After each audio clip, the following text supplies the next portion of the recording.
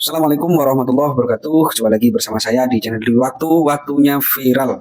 Mudah-mudahan kita semua, teman-teman semua, selalu diberikan kesehatan dan rezekinya melimpah. Teman-teman, kali ini ada kabar yang sangat mengejutkan, perlu kita simak bersama-sama karena pemerintah akan memblokir ya rekening yang nganggur selama 3 bulan dan juga lahan nganggur selama 2 tahun akan disita oleh negara. Ini banyak sekali para netizen yang memberikan respon terhadap kebijakan tersebut. Ya, bahkan Hotman Paris juga memberikan pernyataannya berkaitan dengan aturan ini yang akan dilakukan oleh pemerintah. Kenapa kok mempersulit rakyat, mempersulit ya masyarakat bawah? Ini sangat miris sekali. Bahkan Hotman Paris mengatakan hal semacam ini juga melanggar hak asasi manusia. Seperti apa komentarnya? Yuk kita saksikan bersama-sama. Apabila menyimpan uang di bank tidak dipakai transaksi dalam 3-12 bulan, maka dibekukan oleh PPATK. Jadi kalau rekening bank saudara tidak dipakai dalam 3-12 bulan, maka rekening saudara akan dibekukan oleh PPATK. Nanti untuk mencarikannya bakal repot. Pertanyaannya, saya belum jelas apakah dasarnya peraturan apa. Bapak-bapak pejabat kenapa merepotkan masyarakat? Kalau seorang ibu-ibu di kampung misalnya, dia misalnya buka rekening di bank, dibuka oleh anaknya, kan belum tentu dipakai sama ibunya, apalagi orang kampung. Dan itu kan melanggar hak ajasi. Bapak-bapak tidak berhak membekukan rekening orang kalau memang dia tidak pakai atau dorman rekeningnya. Bapak tidak berhak, negara tidak berhak. Itu hak pribadi orang. Jadi tolong agar peraturan tersebut dicabut. Itu sangat melanggar hak ajasi manusia, ya, dan akan sangat merepotkan bagi sebagian rakyat Indonesia yang pendidikannya di bawah rata-rata, khususnya di kampung-kampung. Oke? Sekali lagi, halo pemerintah, jangan repotkan rakyatmu sendiri. Tanah nganggur disita, rekening gak aktif dibekukan, rakyat nganggur gak diurus. Sekarang semua pembelanjaan pembiayaan digital mau dikenain pajak. Kata gue pemerintah bisa gak stop zolimin rakyat? Salam APBN, ambil positif buang negatif, tonton videonya sampai habis. PPATK akan membekukan rekening yang dinilai tidak aktif selama 3 bulan. Buset dah, kata gue ini pemerintah tuh ada-ada aja gitu ya. Pemerintah, PPATK gitu ya. Kemarin tanah akan diiniin, sekarang rekening dibekukan karena dinilai tidak aktif. Lah ini pola pikirnya gimana sih? Ini akar pikirannya tuh gimana gitu loh. Gimana kalau orang yang menaruh ke rekening tersebut hanya untuk menabung dana darurat ya. Kita nabung di rekening lain aja itu udah kepotong biaya admin. Sekarang mau dibekuin mentang-mentang kagak aktif. Lah kalau itu cuma buat nabung bagaimana? Kata gue ya, yang harusnya dicurigai itu bukannya kalau ada transaksi rekening yang tidak wajar ya, bukan malah rekening yang tidak aktif gitu loh. Justru rekening yang transaksinya mencurigakan yang harusnya dibekukan gitu loh, bukan rekening yang malah tidak ada transaksinya gitu.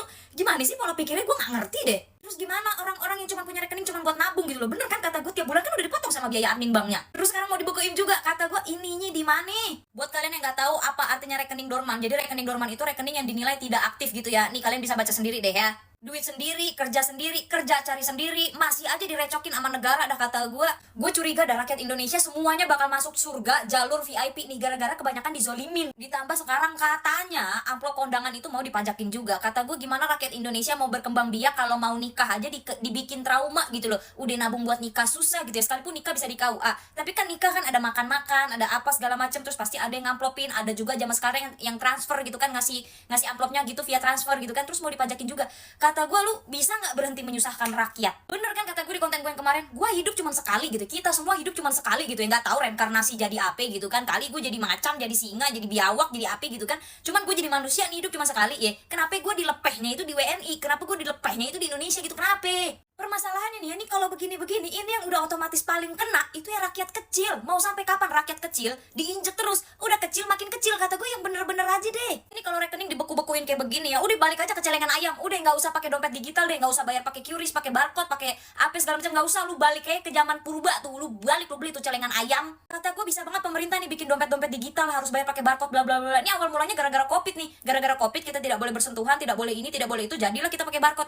Berlanjut sampai sekarang ya. Jadinya begini nih, semuanya digital, semuanya pajak, semuanya ini, semuanya ini. Kata gue balik aja bayar pakai cash deh. Udah bagus-bagus deh tuh ya, nggak usah naruh duit di ATM biar kagak kepotong admin tiap bulan. Terus gue mau cerita ya, kemarin gue habis dari minimarket gitu ya. Biasanya kan di minimarket itu kan bisa tarik tunai kan, belanja habis itu bisa tarik tunai. Biasanya kalau gue tarik tunai gitu ya, itu tidak dikenakan biaya administrasi atau biaya apapun gitu ya. Kemarin waktu gue mau tarik tunai ya, buset, mbak-mbak kasirnya tiba-tiba bilang gini, bisa tarik tunai tapi sekarang kena cas 4.000 kak.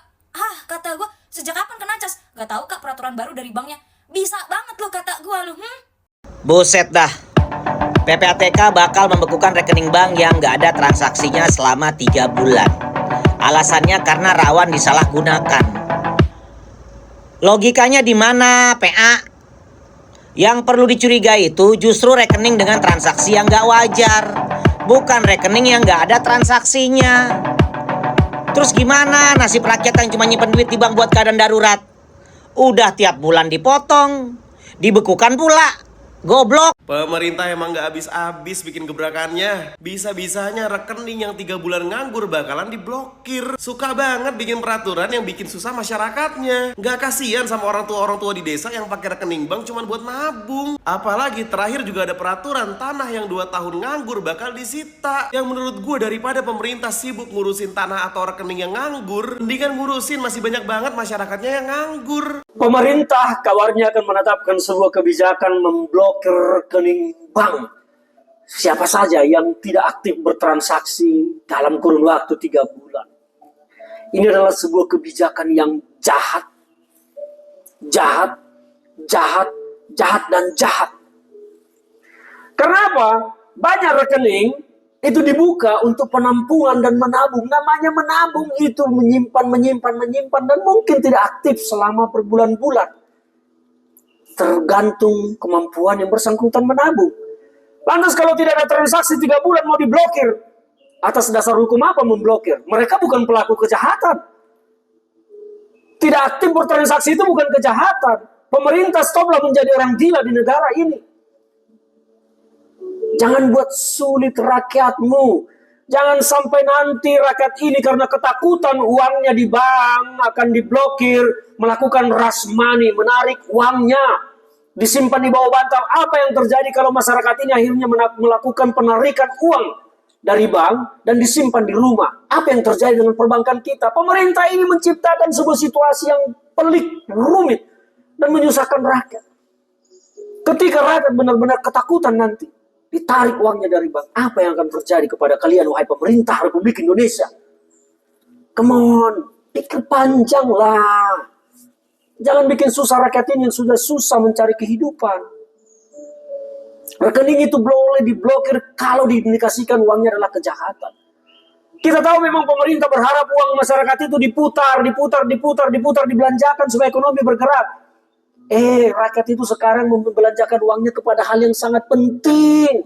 Karena susah cari uang, tidak seperti kalian para pejabat itu gampang tinggal ngambilin dari APBN. Hentikan kebijakan pemblokiran rekening itu. Jangan kalian bikin rakyat ini gelisah, resah, dan akhirnya melakukan rush money. Undang-undang apa lagi ini Pak? Motor mati pajak 2 tahun disita. Duit nganggur di bank setahun nggak dipakai disita. Punya tanah nggak bersertifikat diambil alih. Pemerintah itu bagaimana sekarang? Undang-undang semua nggak masuk akal. Udahlah. Hari-hari ini rakyat sedang sibuk. Sibuk cari makan, sibuk cari lowongan kerja, sibuk bertahan hidup. Tapi tiba-tiba datang berita. Rekening bank yang nganggur 3 bulan siap-siap diblokir PPATK. Pertanyaannya, buat apa? Siapa yang dirugikan? Siapa yang diuntungkan? Rekening dorman yang katanya nganggur dan tidak ada transaksi dianggap rawan kejahatan, kata pemerintah. Rakyat kecil itu tidak ada waktu untuk memantau rekening kecilnya tiap bulan. Padahal rekening itu untuk jaga-jaga, untuk sekolah anak, atau sekedar tempat numpang saldo supaya bisa ambil bantuan pemerintah. Terus kenapa sekarang rekeningnya tidur? Ya gimana lagi, buat hidup sehari-hari aja susah. Boro-boro ngisi rekening. Dan selama ini rakyat kecil toh tetap dipotong biaya administrasi. Bank tetap untung, rakyat tetap diam. Sekarang giliran negara datang, bukan untuk membantu, tapi justru bikin ribet. Rekening diblokir lah, disuruh reaktivasi ke bank lah, bawa berkas, isi formulir. Sementara mafia judi online, penipu pinjol, dan bandar narkoba transaksinya jalan terus, bahkan pakai rekening yang aktif tiap hari, kadang-kadang atas nama orang lain. Sudah saatnya negara ini berpihak pada logika sederhana dan empati sosial. jangan sampai penegakan hukum malah menyasar yang mudah dan diam, tapi abai pada yang licin dan aktif. Kalau aparat tidak bisa memberantas mafia judi online, pinjol ilegal, atau pencucian uang triliunan rupiah, jangan alihkan beban ke rakyat kecil yang bahkan ATM-nya aja udah expired. Ingat satu hal, yang aktif belum tentu jahat, yang dorman belum tentu juga salah. Tapi kebijakan yang ngawur pasti bikin rakyat makin susah. Jadi yang diblokir sama PPATK itu adalah untuk rekening yang pasif. Misalnya selama 6 bulan gak ada transaksi, gak ada uang masuk, tiba-tiba ada uang masuk. Nah itu pasti bakal diblokir oleh PPATK. Jadi kalau misalnya kakaknya ATM-nya aktif, ya terus misalnya hanya nerima transferan saat gajian, langsung diambil. Nah itu bukan pasif, tapi ada transaksi masuk uang atau keluar uang. Tetapi kalau misalnya selama 6 bulan bener-bener full gak ada transaksi apapun, nah itu bisa diblokir gitu Kak. Jadi kalau misalnya uang masih aman sih Kak ya, tapi yang penting itu sumber atau aliran dananya aja, enggak yang aneh-aneh. Apa yang disampaikan PPATK mungkin maksudnya baik ya, tapi karena saya belum mendapatkan informasi yang utuh, ini pasti isu yang sangat sensitif dan menarik publik, pasti akan bereaksi gitu.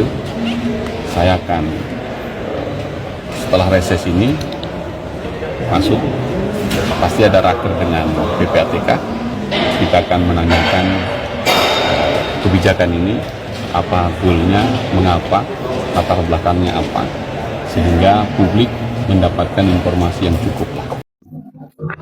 Dengan munculnya aturan yang akan memberatkan rakyat, ini sebetulnya akan memberatkan rakyat ya. Kalau kita melihat dari aturan yang sudah muncul, ini akan disita oleh PPATK jika rekening yang kita miliki itu nganggur selama 3 bulan minimal. Nah, termasuk juga lahan. Nah, ini kalau nganggur 2 tahun akan disita. Wah, ini kan miris sekali ya. Lama-lama ini aturan pemerintah ini kok memberatkan rakyat kecil gitu ya. Kok selalu rakyat yang dicari-cari mempersulit rakyat biasa. Bahkan pengacara kondang ini Hotman Paris juga memberikan pendapatnya di depan, mempertanyakan dasar hukum yang digunakan oleh PPATK untuk memblokir rekening yang tidak aktif gitu loh. Tadi sudah menjelaskan ya bagaimana kalau rekening itu dibuatkan oleh anaknya, misal anaknya itu kerja di luar gitu kan. Kalau di desa itu memang banyak kan orang tua yang memang dibuatkan oleh anaknya gitu kan. Bahkan rekening itu bisa nganggur lama menunggu kiriman atau ya uang yang masuk dari saudara, mungkin anak mengirimkan uang tersebut. Waduh, cobalah sekali-kali buat aturan itu berkaitan dengan pejabat gitu kan, orang-orang yang berduit. Coba buatlah aturan yang sekiranya nggak melulu ke rakyat kecil gitu loh. Coba misal ini pejabat negara, pejabat apapun yang punya uang tidak boleh lebih dari 10 miliar di rekening gitu ya, kira-kira begitu. Kalau melebihi dari 10 miliar uang itu disita oleh negara. Coba kira-kira seperti apa? Sepakat nggak ini kita? Aduh, berat sekali, miris ya. Ini kalau buat aturan untuk rakyat ini cobalah aturan perampasan aset bagi korupsi. Ya. Ini sulit sekali disahkan ya. Karena yang korupsi ini kan mereka-mereka yang berpartai, mereka-mereka yang sudah punya jabatan, mereka-mereka yang menduduki di kursi empuk, kira-kira begitu. Semoga aturan yang memberatkan ini dikaji ulang dan bisa berpihaklah aturan-aturan itu kepada masyarakat bawah. Oke, terima kasih. Itu saja video yang bisa saya sajikan. Tunggu video-video berikutnya. Terima kasih. Assalamualaikum warahmatullahi wabarakatuh.